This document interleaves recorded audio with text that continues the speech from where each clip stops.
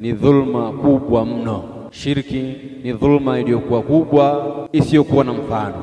Akiamini kwamba maangamivu na mafanikio yapo hapa. Na shirki maana yake an taj'ala lillahi nidda wa huwa khalaqak, ni kumfanyia Allah subhanahu wa ta'ala mfano hali ya kuwa Allah ndiye aliyekuumba. An taj'ala lillahi niddan wa huwa khalaqak. A'zamu adh-dhunub 'ala al-itlaq ash-shirk billah 'azza wa jalla wa huwa adh-dhulm al-'azim. Inna ash-shirka la dhulmun 'azim. Wewe kuna kakitu ambako unakafananisha na Allah subhanahu wa ta'ala, hii ni shirki.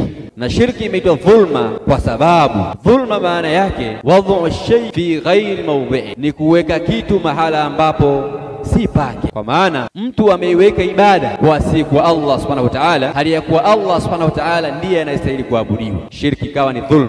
Ya bunayya la tushrik billah